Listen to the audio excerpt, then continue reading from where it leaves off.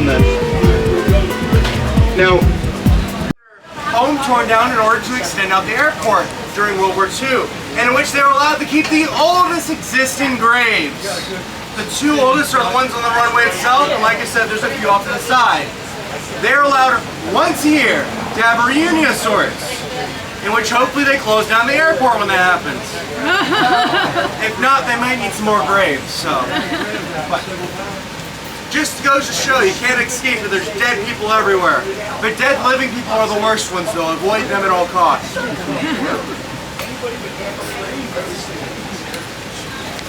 How it works, I just don't like the things.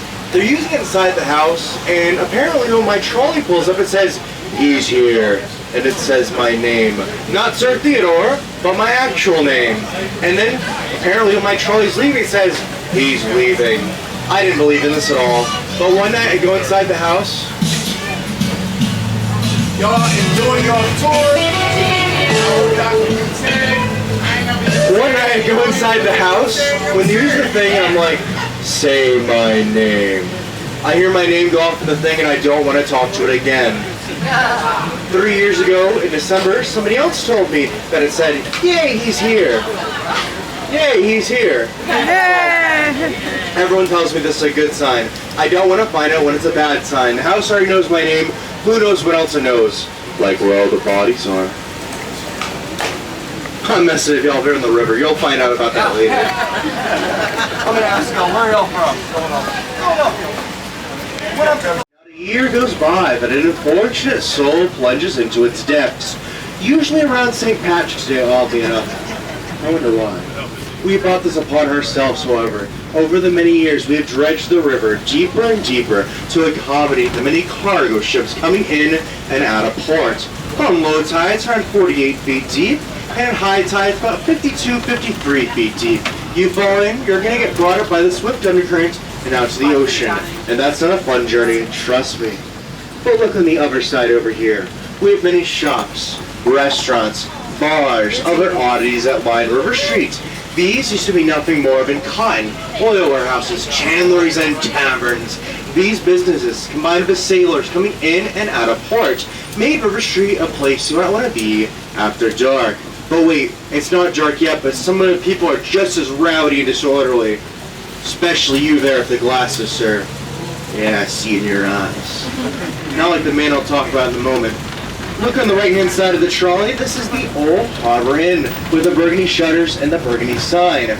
Opened up in 1890, it was known as the Tide Water Oil Company. As the business or the name of it implies, it was filled to the brim with barrels upon barrels upon barrels of precious oil. And while business is booming for the time, not everyone enjoyed the work. This is the case for a man by the name of Hank. Hank had a very mean disposition and a temper to match. Day in, day out, he would begrudgingly go to work, where he told his coworkers how he just want to rid himself of his pesky foreman's commands. One day in 1892, he had enough. After an argument with one of his foremans, he would sneak into the attic in the darkness of nights with a lantern. He thinks there for a moment of what he should do now. He has a lantern. There's oil. He throws the lantern upon the barrels of oil, setting them all alight. This fire would spread throughout the whole building and to the east end of River Street. Thankfully, though, no one is harmed in this incident. Those co-workers, those pesky foremen. That was except for one person. Any of y'all like to guess who that was? Hank, it's kind of obvious. He's the only victim of his own rage. Why while the building is so haunted to this day, folks staying in room 406, the former attic, have some of the most spectral activities. I want you all here to imagine with me waking up to an alarm clock that you did not set. The smell of smoke and burning oil starts to radiate throughout the room. You go up to your doorknob now, and it is burning hot to the touch. You braven up and open the door. There's no fire. It's just Hank trying to smoke at his former bosses, and there's little that he can do to you now. I like to tell everyone he fired himself. I know, that joke really crashed and burned, now getting it. But look beneath you, Julie. Gordon Lowe. the founder of the Girl Scouts. When she would pass away in 1927, the home be sold to the National Society of the Colonial Names of America in the state of Georgia by the trustee of her estate. Long thing to say. And in the 1950s, the home be opened up as a house museum, and which it still is one today in the daytime. But us all here at Ghost and Gravestones all have the wonderful and exclusive opportunity to explore in the evening hours. Isn't that great? Y'all don't seem excited anyways. I'll put you back in the cemetery after, I guess. But don't worry, folks. We'll head inside in just a moment. I just gotta tell you all some rules, though. First off, please not.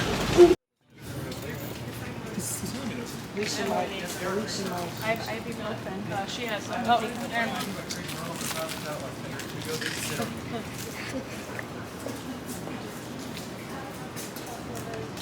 Don't bring a crowd around, folks. Don't worry, I only bite on Sundays. It is Sunday. Well, that sucks for you all. Oh my god.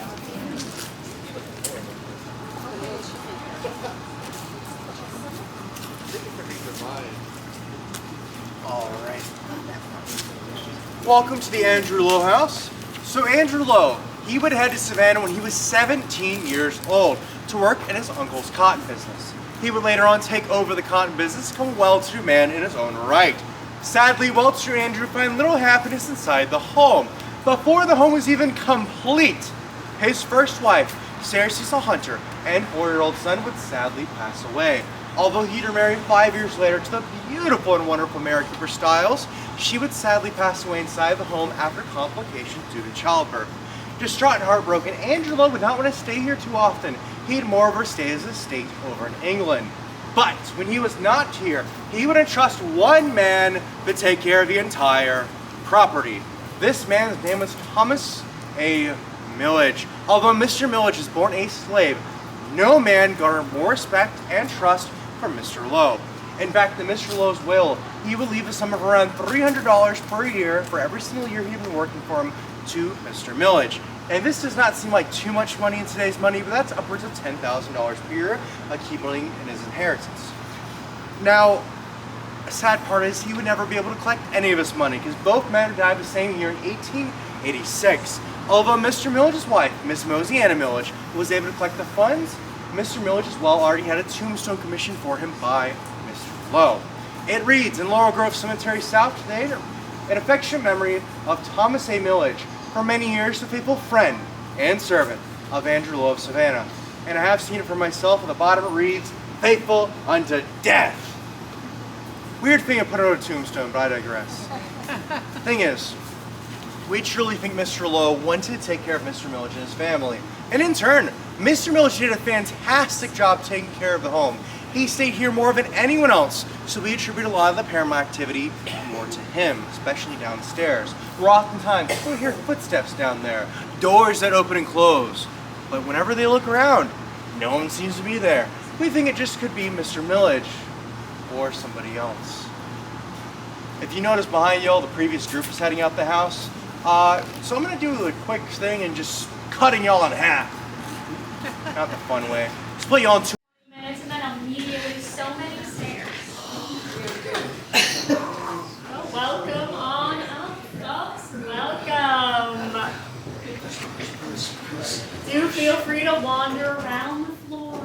Take a look into these rooms. Take any pictures you like. Welcome on up, folks. Welcome on up. Again, do feel free to wander around the floor. Take a look at all these rooms. Take any pictures. Welcome on up. Right, and now that I do have all my warm bodies off those stairs, I welcome you to the bedroom floor. You can see it's been divided into 5 rooms, named for those who spent the most or most notable time within. Our spooky stories of the evening pertain to the 2 rooms across from me. We'll begin with the one ahead of me, pinkish in color. We have the low bedroom, named for the women of the home, as they were often drawn to live in it, and as an effect, drawn to die in it. Mary Lowe in 1863 and Juliet while sitting at the window in 1927. It's these two deaths, perhaps, what gives the room itself a heavy sadness. For instance, in 1979, a tropical storm ripped through Savannah and the Lowe house was shuttered and sandbagged. When the rains died out, a pair of society ladies came to investigate, assess the damages, and while inside they heard muffled sobbing. Of course, thinking someone had broken in to weather out the storm, they investigate. Deeper they get into the home, the louder that crying becomes, until they are at the Lowe bedroom, and it is an outright wail. Seeing not a soul in sight, but so overcome with the sadness themselves, the ladies fled. It wasn't until weeks later anyone would notice. Yes, the home had withstood the storm. The date the ladies visited, though, was June 17th, the anniversary of Mary Lowe's death, which is not a day anyone quite likes to be in the home. I didn't. But as we do carry on, folks, this room to my right, blue in color, we have the Eliza Stiles room, named for Mary's mother who moved in following her daughter's passing to help watch the children across the hall. And while the room is named for her, we're not so certain it's Eliza's spirit that lingers. No, we believe the entity in that room to be her husband, William Henry Stiles, a retired colonel of the Civil War who came to the Lowe house to recover from an illness. Recover he did not, and in 1865 he would pass away of pneumonia. A few years and a few feet from his daughter. We do believe he's still in there, however. See, nowadays the home employs a housekeeper who likes her job.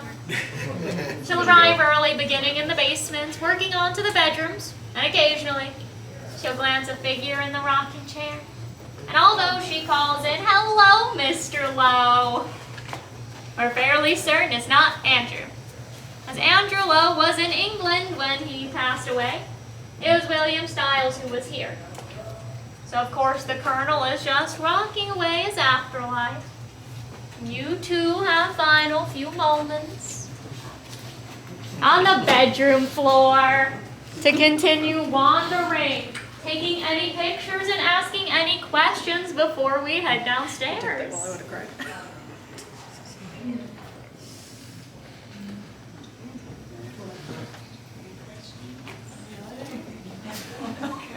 Oh. On the bedroom floor.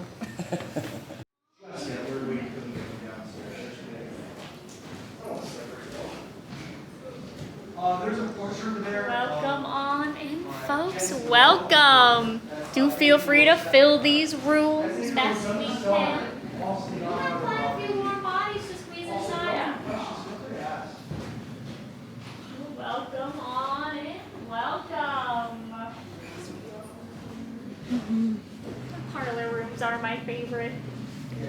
Between the color palette, the informal parlor, where you can imagine those little things playing cards or reading these elephant books under the Washpalaya Miss Mary Lowe. And to our other side, we have the formal parlor, where the adults would retire, presided over by the man Andrew Lowe. And this side of the room does contain what we consider a documented haunted object. You get 3 guesses. Painting. The Nope. piano. Very good. Yeah?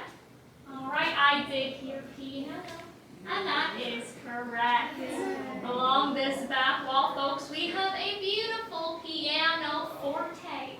One of 3 in the world. Its upright design is gorgeous, but quite inconvenient for music making. See, gravity pulls on the strings so much so, the instrument needed to be retuned every 2 to 3 hours. No one quite has the patience for that, so obviously the strings have since been cut. There's no way you're hearing a song out of that thing anytime soon. But it doesn't stop a few notes or melody from bringing out on occasion. I don't know who played it in life, but whoever plays it now is quite good.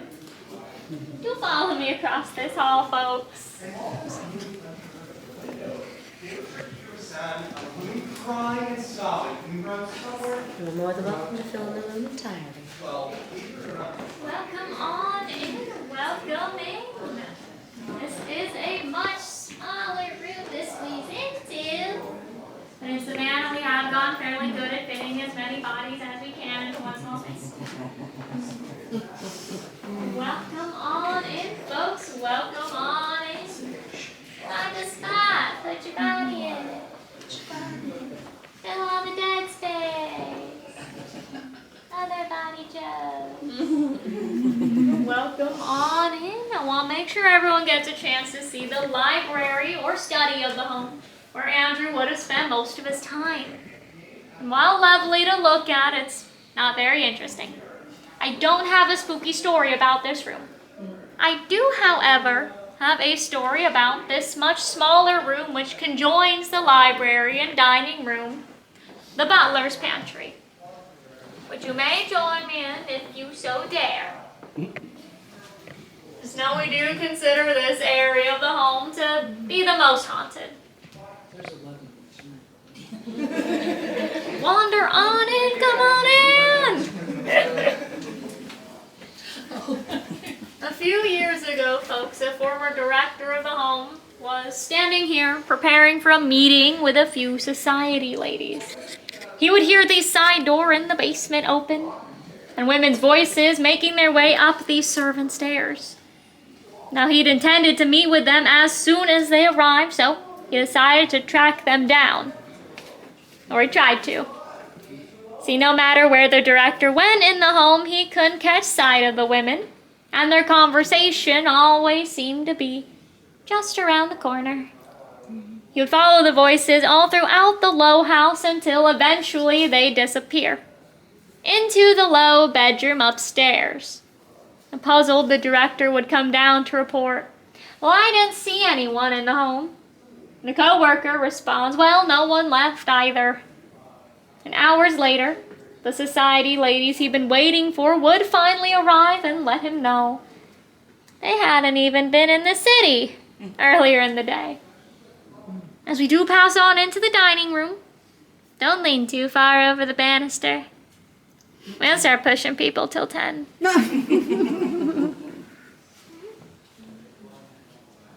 if you fall down there, you gotta wait for the daytime staff to fish you out. So I ain't doing it. Oh, welcome on in. Oh, I see over there on our side table, you have found our only known picture of Mr. Millich and his wife, Mosiana. And if you scan the QR code, it will start playing very loud music. So don't. Well, welcome on in. We've got plenty of space to spread out in here. Much prettier room to look at as well. Folks, this is the dining room, as you can tell. And it's one of the more lavishly decorated areas of the home. It's here after dinner, the men would continue to converse, talk business, go over the Sealer score, smoke a few handful cigars even. And although smoking has been prohibited in the Low House for quite some time, that doesn't stop the earthy aroma from wafting through on occasion. A residual haunting, we say, where a memory lingers more than any one person.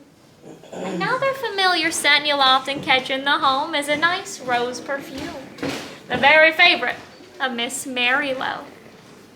But I know you're looking for something creepy, kooky, and altogether rookie. So folks, I do suggest a quick picture in that mirror there. I hope you show up. Sometimes you don't.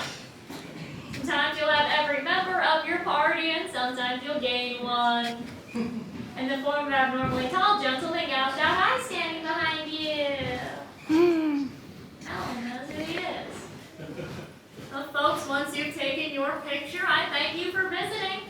And now's the time that I can surrender you back into the night with your lovely guide. Is the china original? All that silverware is. It actually was in the home when it was purchased. Wow.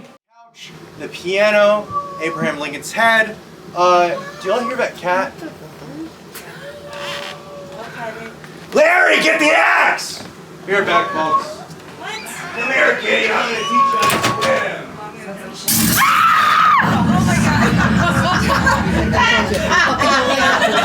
Anybody touches me, I'm fucking killing him.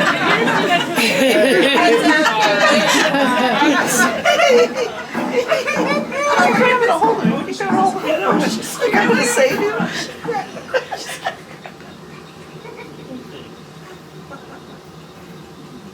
Alas, Yorick, there are people in my channery who obviously didn't read the signs on the door that say private, keep out, stay out. Some people have no sense of privacy.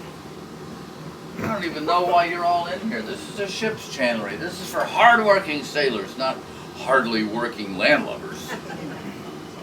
Speaking of hard work, there's some of you in here look like you've never done any hard work in your life, unlike that man right there.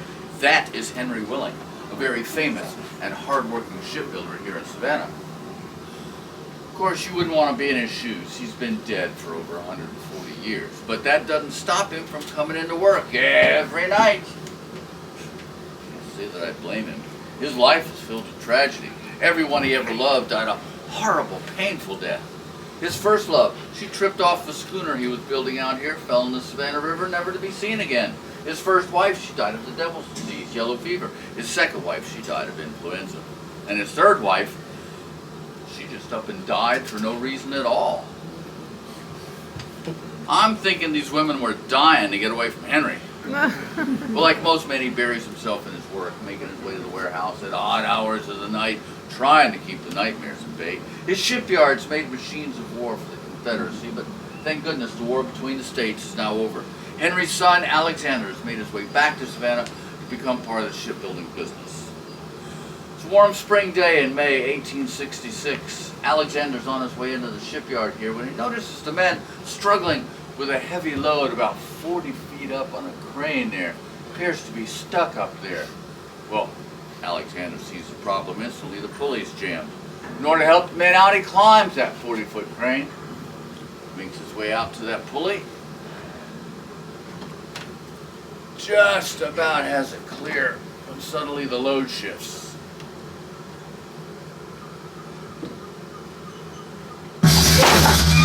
Alexander plummets 40 feet to the deck, breaking his bones, shattering his skull. He lingers for 4 agonizing days. Henry by his side the whole time. And he finally dies a very painful death. Now when we hear those footsteps, we know to step aside, because that's Henry coming into work. And that is all that's left of a tragic life, just empty footsteps. Such a pity. Now that's a pity. Every night, drunken sailors go staggering by here trying to sing. I knew them when they were alive. They couldn't sing then. Now that they're dead, they still sing off pitch. So much for that chorus of angels. However, that, my uninvited guests, is the sound of revolution. Those sons of liberty. You see, when the Patriots got tired of taxation without representation, they formed the Sons of Liberty. Shortly afterwards, there were riots in the streets and the squares, even the shipyards. They burned the king in effigy, tarred and feathered loyalists. This, of course, left the governor no choice but to close the port, leaving these sailors nothing to do but walk around the streets of Savannah, drinking rum all day long. Well, after a long day of drinking rum, one of these sailors decides that he, too, is going to protest the king. Him and his friends get a rickety old cart, and they build a gallows on the cart. They tack a 3-legged stool on there, and one of them comes up with a papier-mâché mask of King George. They talk a young cabin boy is standing on that 3-legged stool, dress him up like King George, put the noose on his neck, the mask on his head, parade the whole contraption up and down River Street to the cheers of their drunken comrades. But now the rum's wearing off. It's time for another round of McHenry's. So off they go. They're forgetting about somebody. That cabin boy is still standing up there on that rickety old stool. He's trying to get that noose off his neck, but it's stuck on the mast.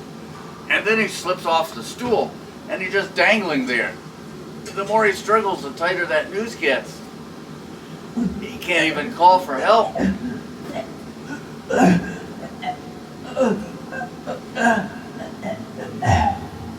Dozens of people pass by, but nobody stops to help because all anybody sees is the dummy of King George hanging there.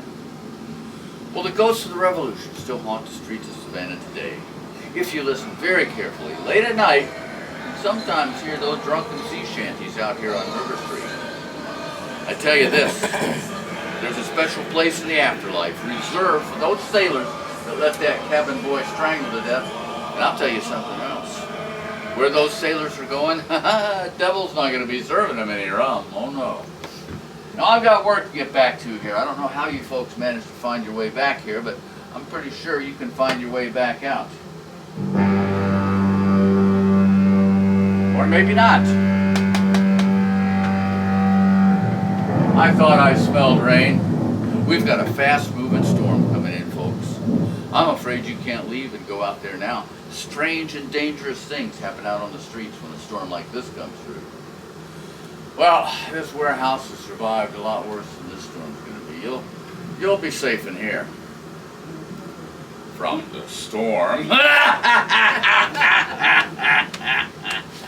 Let's say wait it out with another story. Good, I'm glad you agree. Now, I would never have believed this next one, but it has been thoroughly documented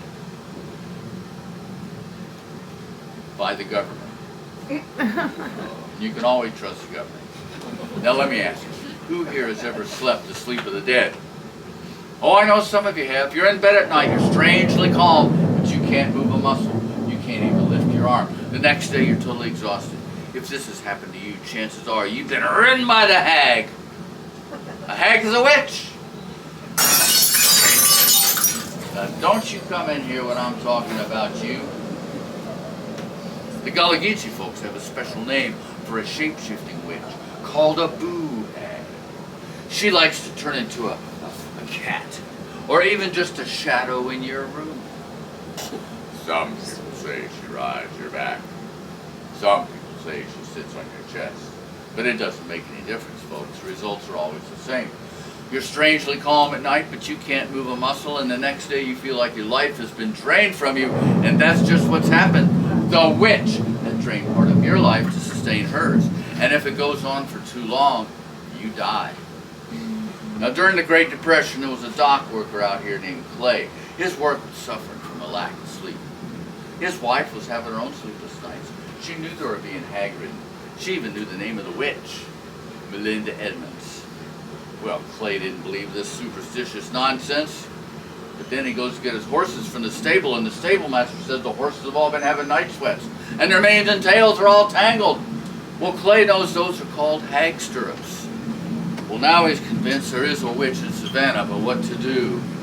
Well, he makes his way out to a place on the outskirts of town called Tin City. He's heard tell of a conjure man who lives here who can commune with the spirits.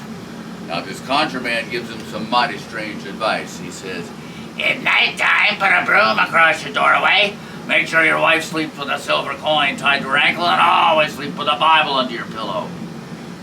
Well, Clay ignores the first two bits of advice because he doesn't want to keep the witch away. Oh, no, he wants to catch her.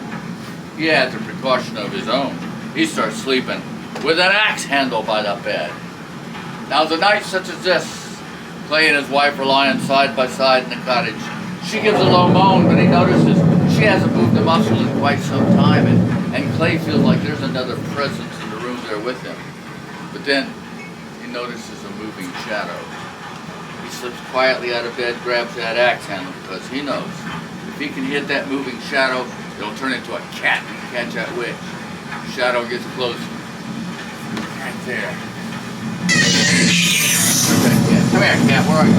Oh, there it is. Start striking, the cat runs back and forth across the cottage. Keep striking it until finally it runs out the window, into the alley, into the pouring rain. Oh no. Follows those paw prints down the alley. They turned a woman's footprint. Lifts up the Confederate gas down there in the corner. Melinda Edmonds.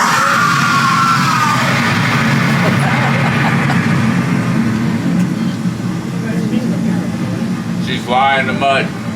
She's clutching at her ribs. As she just as the good Lord made her when she was born. That's right, y'all. She was naked. And the naked boo-hag is ugly, ugly, ugly. She's lying there saying, don't hit me anymore. I'll leave you alone. I'll leave you all alone and I'll go away. Clay's standing over her trying to make up his mind. But then he takes pity on her. In a rare moment of chivalry, he decides to let her live. Well, Melinda Edmonds was true to her word. She does leave town. The horses quit having night sweats. And everybody begins to get a good night's sleep. I just hate a happy ending, don't you? It ruins the story.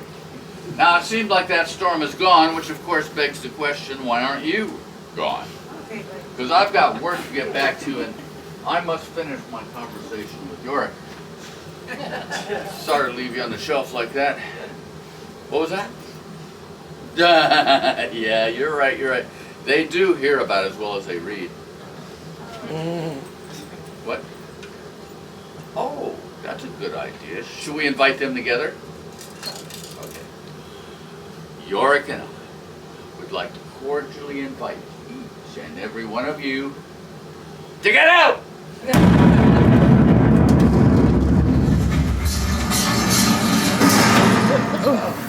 Oh, right. Why are you all just staring at the stage? Why are the seats all wet? Oh my God.